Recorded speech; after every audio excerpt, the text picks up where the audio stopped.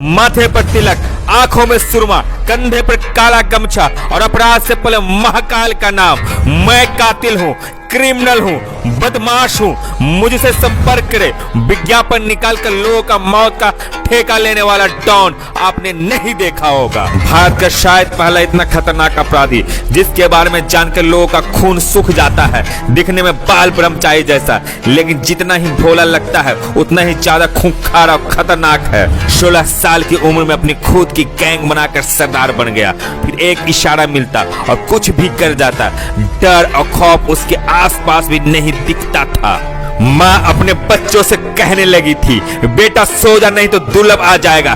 कहा जाता है दुर्लभ कश्यप गैंग के सभी अपराधी खुद को महादेव का भक्त मानते हैं और आज भी उज्जैन के महाकाल मंदिर में माथा टेकने के लिए पहुंचते रहते हैं। तमंचा लहराना, लोगों की हत्या करना दुर्लभ गैंग का छोटे छोटे बच्चे अपने शान समझने लगे थे।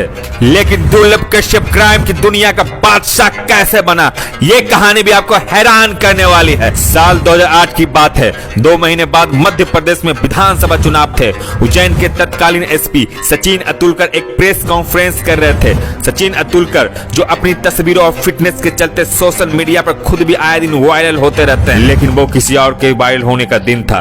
दुर्लभ और उसके साथियों की मीडिया के सामने परेड कराई गई। सचिन अतुलकर की कोशिश थी कि चुनाव से पहले पेशेवर अपराधियों को नियंत्रण में कर लिया जाए। उस वक्त दुर्लभ 18 साल का भी नहीं था। मीडिया वाले उसके चेहरे से अनजान थे। प्रेस कॉन्फ्रेंस में एक पत्रकार ने सवाल किया कि इन लड़कों में से दुर्लभ कौन है। अतुलकर का जवाब आया, वो खुद हाथ उठाकर बताएगा।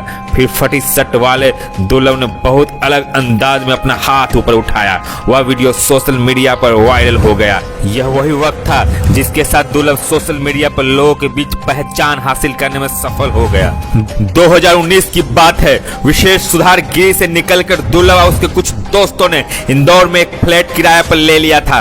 दुर्लभ का एक दोस्त था, नाम था राजदीप मंडलोई। उसके मुताबिक अब दुर्लभ काफी बदल चुका था, नशा करना लगभग बंद कर चुका था, अपना बिजनेस शुरू करने की प्लानिंग कर रहा था। लेकिन कुछ महीनों बाद लॉकडाउन लग गया, फिर सभी को उज्जैन लौटना पड़ा।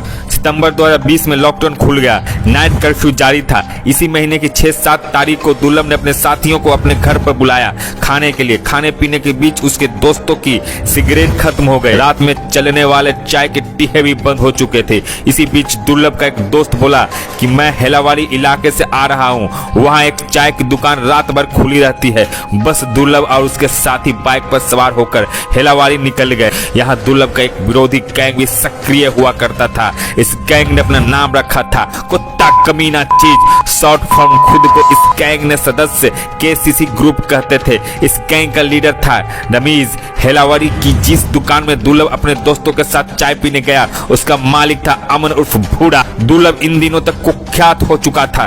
भूरा ने दुर्लभ को पहचान लिया।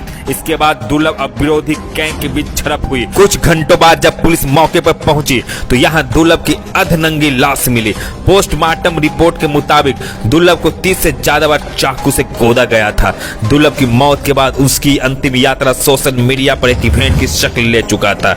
जो लोग अब तक दुर्लभ से मिले भी नहीं थे वो उसके अंतिम यात्रा में शामिल हुए। सोशल हैंडल से अंतिम यात्रा का लाइव किया गया।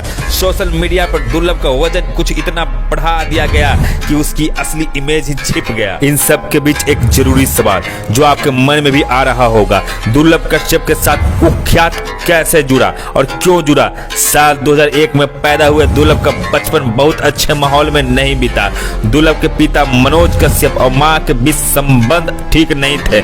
माँ बाप दोनों एक दूसरे से अलग रहते थे। दुर्लभ अपनी माँ के साथ रहता था। साल था 2016। उज्जैन में सिंहस्थ का आयोजन था। यहीं से दुर्लभ का उभार शुरू हुआ। उज्जैन के फ्रीगंज से हर साल 26 जनवरी को दोपहिया वाहन रैली निकाली जाती है। दुर्लभ इसी रैली में शामिल हुआ। डीजे खाने पीने के इंतजाम की जिम्मेवारी दुर्लभ पर थी। गणतंत्र दिवस की शुभकामनाएं वाला पोस्टर भी छपवाए गए थे जिसमें दुर्लभ की फोटो थी। पॉपुलैरिटी के बीच एक सड़क जिंदा हो रही थी स्थानीय बदमाशों में अलग दिखने की। दुर्लभ ने हर छोटे बड़े बदमाश से मोलजोल बढ़ाना शुरू कर दिया था। मुलाकात हुई हेमंत उर्फ बोखला से। फिर दुर्लभ अपराध के रास्ते पर चल पड़ा। फरवरी 2016 2017 में दुर्लभ पर पहली बार पुलिस ने मामला दर्ज किया था। तब दुर्लभ ने अपने साथियों के साथ मिलकर 18 साल के एक लड़के पर चाकू से हमला किया था। इस घटना में सामने वाले लड़के को कोई खास चोट नहीं आई। पुलिस के मुताबिक दुर्लभ और उसके साथी दानी गेट इलाके में उस जगह बैठा करते थे जहां दाह संस्कार किया जाता था। दाह संस्कार करने वाले कुछ लोग काला गमछा कंधे पर डाला करते थे। बजनी दिखने के लिए इस गैंग के लोगों ने भी काला गमछा डालना शुरू किया। गमछा और टीका दुर्लभ गैंग की पहचान बन गया। 20 साल की उम्र और एक काला मुकदमा वाला दुर्लभ कश्यप गैंगवार में मारा गया। क्या वाकई में मर चुका है या कहीं जिंदा है? अगर नहीं तो फिर उसके नाम पर कत्ल क्यों हो रहा है? क्यों फेसबुक से वो अब तक लापता नहीं हुआ?